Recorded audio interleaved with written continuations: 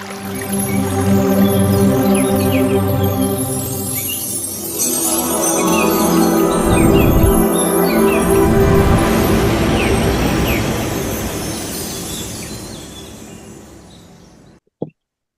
ನಮಸ್ಕಾರ. ಎಲ್ರಿಗೂ ಶುಭೋದಯ. ಇವತ್ತು ನಾನು ಗಂಟಲು ನೋವಿಗೆ ಒಂದು ಚಿಕ್ಕದಾದ ಮನೆ ಮದ್ದು ಹೇಳ್ತೀನಿ. ಗಂಟ್ಲು ನೋವು ಯಾಕೆ ಬರುತ್ತೆ ಅಂತ ಸರಿಯಾದ ಕಾರಣ ಹೇಳಲಿಕ್ಕಾಗಲ್ಲ. ಯಾಕಂದ್ರೆ ಅನೇಕ ಕಾರಣಗಳಿಂದ ಬರುತ್ತೆ. ವೈರಲ್ ಸೋಂಕಿರ್ಬೋದು, ಬ್ಯಾಕ್ಟೀರಿಯಾದಿಂದ ಬರುತ್ತೆ, ಸೈನಸ್ ಸೋಂಕಿರ್ಬೋದು, ಅಲರ್ಜಿಗಳಿಂದ ಬರುತ್ತೆ. ಅನೇಕ ಕಾರಣಗಳಿಂದ ಈ ಗಂಟಲು ನೋವು ಬರುತ್ತೆ. ಈ ಶೀತ ಆದಾಗ ಬರುತ್ತೆ, ಉರಿಶೀತ ಆದಾಗ ಬರುತ್ತೆ, ಹೀಟ್ ಆದಾಗ ಬರುತ್ತೆ. ಯಾರಿಗೆ ಗಂಟ್ಲು ನೋವಿದೆ ಅವರಿಗೆ ಅಂದ್ರೆ ನುಂಗ್ಲಿಕ್ ಕಷ್ಟ ಆಗುತ್ತೆ, ಕುಡಿಯೋದ್ ಕಷ್ಟ ಆಗತ್ತೆ. ಆಮೇಲೆ ಏನಾದ್ರು ತಿನ್ಬೇಕು ಅಂದ್ರೂ ತುಂಬಾ ಪೇನ್ ಬರ್ತಾ ಇರುತ್ತೆ. ಅದಕ್ಕೆ ಹೇಗೆ ನಾವು ನಿವಾರಿಸ್ಕೊಳ್ಳೋದು ಅಂತ ಈ ಚಿಕ್ಕದಾಗಿ ಮನೆ ಮದ್ದಲ್ಲೇ ನಾವು ನಿವಾರಿಸ್ಕೋಬಹುದು. ಅಂದ್ರೆ ಮನೆಯಲ್ಲಿ ಸಿಗುವಂತ ವಸ್ತುಗಳಲ್ಲೇ ನಾವು ನಿವಾರಿಸ್ಕೊಳ್ಬಹುದು ಅಂತ ಹೇಳಲಿಕ್ಕೆ ಇಷ್ಟಪಡುತ್ತೆ. ಅಂದ್ರೆ ಅವ್ರ ಲಕ್ಷಣ ಹೇಗಿರುತ್ತೆ ಅಂದ್ರೆ ಗಂಟ್ಲಲ್ಲಿ ಉರಿತಾ ಇರುತ್ತೆ, ಇಲ್ಲಾಂದ್ರೆ ಕಿರಿಕಿರಿ ಆಗ್ತಾ ಇರುತ್ತೆ, ನೋವು ಬರ್ತಾ ಇರುತ್ತೆ. ಅಂದ್ರೆ ಒಂಥರ ಸ್ವಲ್ಪ ಧ್ವನಿಯಲ್ಲಿ ಅಂದ್ರೆ ವ್ಯತ್ಯಾಸ ಇರುತ್ತೆ. ಒಣ ಧ್ವನಿ ಅಂತ ಹೇಳ್ತೀವಲ್ಲ ಆ ತರ ಇರುತ್ತೆ. ಅದೇ ಅಂದ್ರೆ ಅವ್ರ ಲಕ್ಷಣಗಳು ಆ ತರ ಇರುತ್ತೆ ಗಂಟ್ಲು ನೋವು ಇದ್ದವರಿಗೆ. ಅದೇ ಅನೇಕ ಕಾರಣಗಳಿಂದ ಬರುತ್ತೆ. ಇದೇ ಕಾರಣ ಅಂತ ನಾವು ಪರ್ಟಿಕ್ಯುಲರ್ ಹೇಳಲಿಕ್ಕಾಗಲ್ಲ. ಅದಕ್ಕೆ ಪರಿಹಾರ ಅಂದ್ರೆ ಈಗ ತಕ್ಷಣ ಹೋಗಿ ಮೆಡಿಕಲ್ ಶಾಪಿಗೆ ಹೋಗಿ ಮಾತ್ರೆ ತಗೊಂಡು ತಿನ್ನೋದ್ಕಿಂತ ಮನೆಯಲ್ಲಿರೋ ವಸ್ತುಗಳನ್ನು ಉಪಯೋಗಿಸ್ಕೊಂಡು ಗಂಟಲು ನೋವನ್ನು ಹೇಗೆ ನಿವಾರಣೆ ಮಾಡ್ಕೋಬಹುದು ಅಂತ ಹೇಳಲಿಕ್ಕೆ ಇಷ್ಟಪಡ್ತೀನಿ.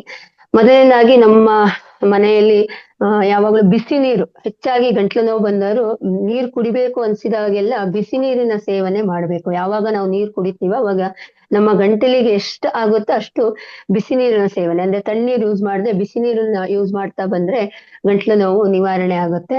ಅದೇ ರೀತಿ ಗಾರ್ಗಲ್ ಮಾಡುವುದು, ಅಂದ್ರೆ ಸಮುದ್ರದ ಉಪ್ಪು ಅಂತ ಏನ್ ನಾವ್ ಹೇಳ್ತೀವ, ಕಲ್ಲುಪ್ಪು.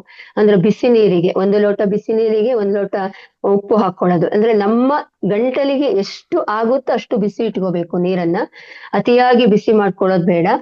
ಅದನ್ನ ಇಟ್ಕೊಂಡು ಗಾರ್ಗಲ್ ಅಂದ್ರೆ ಗಳಗಳಗಳ ಅಂತ ಸೌಂಡ್ ಮಾಡ್ತೀವಿ ನೋಡಿ, ಆ ತರ ನಾವು ಗಾರ್ಗಲ್ ಪ್ರತಿ ಸರಿನೂ ಅಂದ್ರೆ ದಿನಕ್ಕೆ ಎಷ್ಟು ಬಾರಿ ಆದ್ರೂ ನಾವು ಮಾಡ್ಬೋದು. ಅದರಿಂದ ಏನು ತೊಂದರೆ ಇಲ್ಲ.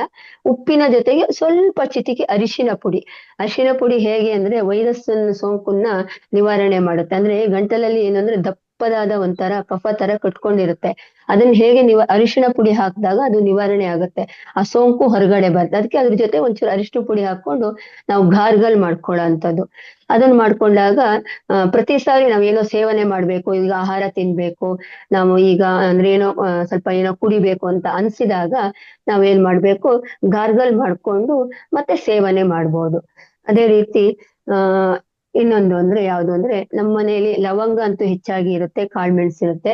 ಒಬ್ಬರಿಗೆ ಒಂದು 2 ರಿಂದ 3 ಕಾಳ್ಮೆಣಸು, 1 ಲವಂಗ ಚೆನ್ನಾಗಿ ಕುಟ್ಕೊಂಡು ಅದನ್ನ ಇಲ್ಲಾಂದ್ರೆ ಅದು ಇಡೀದೇ ಬಾಯಲ್ಲಿ ಹಾಕೊಂಡು ಅಗದು ಅದರ ರಸವನ್ನು ನುಂಗ್ತಾ ಇರೋದು.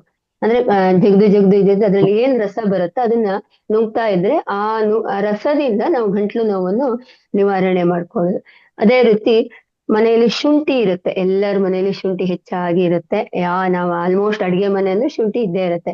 ಶುಂಠಿಯನ್ನು ಕುಟ್ಕೊಳ್ಳೋದು, ಅದಕ್ಕೆ ಒಂದ್ ಸ್ವಲ್ಪ ಆ ಕೆಂಪು ಕಲ್ಸಕ್ಕರೆ ಅಂತ ನಾವೇನ್ ಹೇಳ್ತೀವಿ, ಆ ಕೆಂಪು ಕಲ್ಸಕ್ಕರೆಯನ್ನು ಅದ್ರ ಜೊತೆಗೆ ಮಿಶ್ರಣ ಮಾಡ್ಕೊಂಡು ಕುಟ್ಟಿ ಅದರಿಂದ ರಸವನ್ನು ತೆಗೆದುಕೊಳ್ಳೋದ್ರಿಂದ ಮೂಲಕ ಕೂಡ ನಾವು ಗಂಟಲು ನೋವನ್ನು ನಿವಾರಣೆ ಮಾಡ್ಕೊಳ್ಬಹುದು.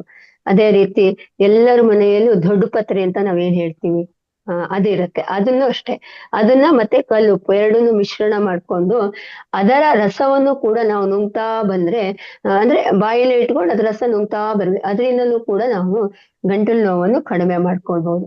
ಅದೇ ರೀತಿ ಶುಂಠಿ ಮತ್ತೆ ಲವಂಗ ಹಾಕಿ ಕಷಾಯ ಮಾಡ್ಕೊಳ್ಳೋದು. ಅದ್ ಯಾವ ತರ, ಶುಂಠಿ ಮತ್ತೆ ಲವಂಗ, 1 2 ಕಾಳ್ಮೆಣಸು ಚೆನ್ನಾಗಿ ನೀರಲ್ಲಿ ಕುದಿಸೋದು.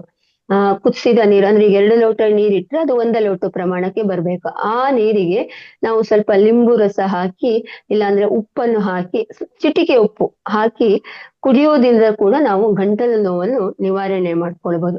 ಎಷ್ಟು ತುಂಬಾ ಇದೆ ನಮ್ಮ ಆಯುರ್ವೇದದಲ್ಲಿ ಮನೆ ಮದ್ದುಗಳು ಗಂಟಲು ನೋವಿಗೆ. ಆದ್ರೆ ಇದೆಲ್ಲ ಡೈಲಿ ಮಾಡಿಕೊಳ್ಳುವಂತಹ ಒಂದು ಅಂದ್ರೆ ಸಿಗುವಂತದ್ದು, ಅಂದ್ರೆ ಮನೆಯಲ್ಲಿ ಸಿಗುವಂತದ್ದು. ಅದೇ ರೀತಿ ಜೇನುತುಪ್ಪನೂ ಕೂಡ ತುಂಬಾ ಚೆನ್ನಾಗಿ ಕೆಲಸ ಮಾಡುತ್ತೆ. ಲವಂಗವನ್ನು ಕುಟ್ಟಿ ಅದರ ಪೌಡರಿಗೆ ಜೇನುತುಪ್ಪ ಹಾಕಿ ಕೊಡೋದ್ರಿಂದ ಗಂಟಲು ನೋವನ್ನು ನಾವು ಕಡಿಮೆ ಮಾಡ್ಕೋಬಹುದು. ಮಕ್ಕಳಿಗೂ ಸಹ ಈ ಗಂಟಲು ನೋವು ಬಂದಾಗ ಇದನ್ನ ಕೊಡಬಹುದು. ಅದೇ ತರ ಎಲ್ಲರ ಮನೆಯಲ್ಲಿ ಲಾಂಗ್ ಪೆಪ್ಪರ್ ಅಂತ ಹೇಳ್ತೀವಿ, ಅಂದ್ರೆ ಹಿಪ್ಪಲಿ ಅಂತ ಹೇಳ್ತೀವಿ. ಆ ಹಿಪ್ಪಲಿ ಕೂಡ ಇದೇ ತರ ಕೆಲಸ ಮಾಡುತ್ತೆ. ಹಿಪ್ಪಲಿನೂ ಸಹ ಸ್ವಲ್ಪ ಬಿಸಿ ಮಾಡ್ಕೊಳ್ಳೋದು, ಒಲೆ ಮೇಲಿಟ್ಟು ಒಂದು ಪಾತ್ರೆಯಲ್ಲಿ ಚೆನ್ನಾಗಿ ಹುರ್ಕೊಂಡ್ರೆ ಅದು ಸ್ವಲ್ಪ ರೋಸ್ಟ್ ಆಗುತ್ತೆ. ರೋಸ್ಟ್ ಆದ ತಕ್ಷಣ ಅದನ್ನ ಚೆನ್ನಾಗಿ ಕುಟ್ಕೊಳ್ಳೋದು. ಕುಟ್ಟಿದ ತಕ್ಷಣ ಪೌಡರ್ ಆಗುತ್ತೆ. ಆ ಪೌಡರಿಗೆ ಜೇನುತುಪ್ಪ ಹಾಕಿ ಚೆನ್ನಾಗಿ ಕಲಸಿ ಅದನ್ನ ಸೇವಿಸ್ತಾ ಬಂದ್ರೆ, ಅದ್ರ ರಸ ನುಂಗ್ತಾ ಬಂದ್ರೆ ಗಂಟಲು ನೋವು ನಿವಾರಣೆ ಆಗುತ್ತೆ. ಅಂದ್ರೆ ಮಕ್ಕಳಿಗೂ ಸಹ ಅಂದ್ರೆ ಪ್ರಮಾಣಗಳನ್ನು ಕಡಿಮೆ ಮಾಡ್ಬೇಕಷ್ಟೇ. ನಾವು ಹೀಗೆ ದೊಡ್ಡವರು ಹೇಗೆ ತಗೊಳ್ತಾ ಇದೀವೋ ಇದನ್ನೆಲ್ಲ ಮಕ್ಕಳಿಗೆ ಪ್ರಮಾಣಗಳನ್ನು ಕಡಿಮೆ ಮಾಡಿ ನಾವು ಅವರಿಗೆ ಕೊಟ್ಟಾಗ ಗಂಟಲು ನೋವು ನಿವಾರಣೆ ಆಗುತ್ತೆ. ಒಂದು 3 days ಅಲ್ಲಿ ಕಡಿಮೆ ಆಗುತ್ತೆ. ಅದಕ್ಕೂ ಮಿಕ್ಕಿದೆ ಅಂದ್ರೆ ಒಂದು 5 ದಿನ ಆಯ್ತು ನನಗೆ ಕಡಿಮೆ ಆಗಿಲ್ಲ ಅಂತ ಇದ್ದಾಗ ಒಮ್ಮೆ ಡಾಕ್ಟರ್ ಅನ್ನು ಕನ್ಸಲ್ಟ್ ಮಾಡೋದು ಒಳ್ಳೇದು. ಇಲ್ಲ ಅಂದ್ರೆ ಇದಿಷ್ಟು ನಾವು ಯಾವುದೋ ಒಂದು ಇದ್ರಲ್ಲಿ ಇಷ್ಟು ಹೇಳಿದ್ದೀನಲ್ಲ, ಇದ್ರಲ್ಲಿ ಯಾವುದೋ ಒಂದು ನಿಮ್ಗೆ ಉಪಯೋಗ ಆಗಬಹುದು ಅಂತ ಹೇಳಿಕ್ಕೆ ಇಷ್ಟಪಡ್ತೀನಿ. Thank you, thank you, thank you. ಆಯ್ತು. Thank you.